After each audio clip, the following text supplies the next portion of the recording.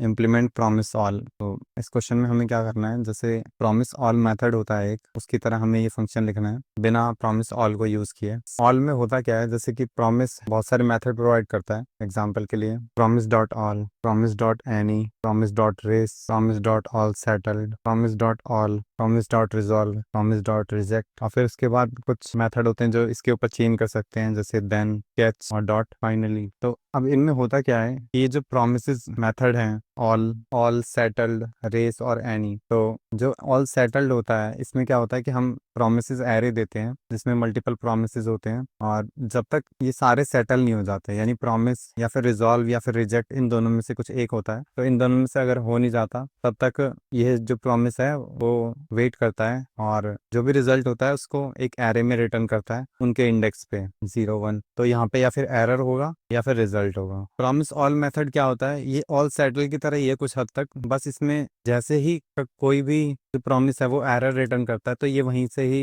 Return हो जाता है, बाकी फंक्शन पे कॉल नहीं करता। प्रॉमिस एनी में क्या होता है कि कोई सा भी फंक्शन सबसे पहले या फिर एरर रिटर्न कर दे या फिर रिजल्ट रिटर्न कर दे, रिजॉल्व हो जाए तो वो रिटर्न कर देता है। प्रॉमिस डॉट रेस में क्या होता है कि सबसे पहले कोई भी जो प्रॉमिस है वो या फिर रिजॉल्व हो जाए या रिजेक्ट हो जाए तो रिटर्न कर देता है, बाकी प्रॉमिस का एग्जीक्यूट नहीं करता। प्रॉमिस एनी में क्या होता है, सारे प्रॉमिस में से कोई सा भी प्रॉमिस रिजॉल्व हो जाए उसको रिटर्न कर देगा, और अगर सारे प्रॉमिस में से एक भी प्रॉमिस अगर रिजॉल्व नहीं होता तो ये लास्ट में एरर रिटर्न करता है। प्रॉमिस डॉट रिजॉल्व क्या है, एक मेथड है जिसके अंदर हम एक सिंगल प्रॉमिस पास करते हैं और ये हमें रिजॉल्व कर देगा, रिजॉल्व कर देता है उस प्रॉमिस को, यानी वैल्यू रिटर्न कर देगा। प्रॉमिस रिजेक्ट रिजेक्ट कर देगा, जैसे नाम से ही है। देन, कैच और फाइनली ये प्रॉमिसेस के ऊपर चेनिंग के लिए यूज होते हैं। अगर देन, कैच और फाइनली की जगह हम एसिंक अवेट भी यूज करते हैं, एसिंक अवेट ट्राई कैच का यूज करते हैं। तो अब यहाँ पे हमें ऑल मेथड लिखना है। अब ऑल में क्या होगा, ऑल में हम जैसे कि ऑल हमारा एक एरे लेता है जिसमें मल्टीपल प्रोमिसेस होते हैं, तो यहाँ पे प्रोमिसेस हैं, तो यही प्रोमिसेस में मल्टीपल प्रोमिसेस हैं, और लास्ट में क्या करता है, ये रिटर्न करता है एक न्यू प्रॉमिस। तो हम यहाँ से न्यू प्रॉमिस रिटर्न कर देंगे। जो न्यू प्रॉमिस है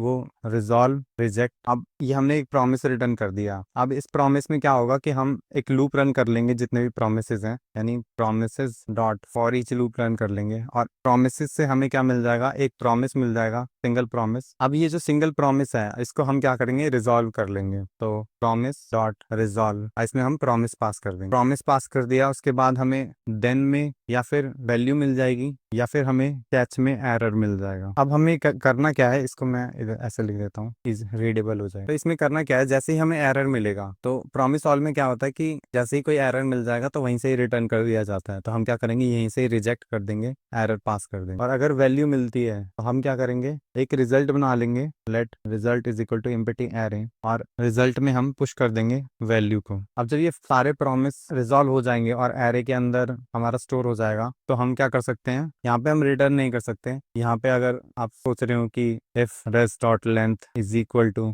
promises dot length then resolve res, ये यहाँ पे हम कर नहीं सकते। ऐसा ऐसा क्यों नहीं कर सकते हैं, क्योंकि जो promises हैं वो एक मतलब प्रॉमिस होता है कि I will promise a result, तो ये एक फ्यूचर में कोई रिजल्ट मिलेगा इसकी प्रॉमिस करता है। तो हमें क्या करना होगा, यानी ये वेट करेगा, यानी ये फॉर ईच लूप पहले ही खत्म हो जाएगा जब तक हमारे रेस्ट में स्टोर होगी वैल्यू। तो हमें क्या करना होगा, फंक्शन को हम अंदर लिखेंगे, एक वेरिएबल बना लेंगे कंप्लीट इज इक्वल टू 0। फिर क्या करेंगे, कंप्लीट को प्लस प्लस कर देंगे, और हम चेक करेंगे कि अगर जो कंप्लीट है वो हमारे प्रोमिस की लेंथ के बराबर हुई, तो यानी सारे प्रॉमिस आ चुके हैं रिजल्ट में, और उसको हम क्या करेंगे, रिजॉल्व कर देंगे। और हमें एक और कंडीशन चेक करनी है कि अगर प्रॉमिस एम्प्टी एरे होता है तो हम क्या करेंगे, यहीं से ही अगर promises dot length is equal to 0 होती है तो हम यहीं से रिजॉल्व कर देंगे रिजल्ट पास करके। अब इसको सबमिट करते हैं, तो ये सबमिट हो रहा है।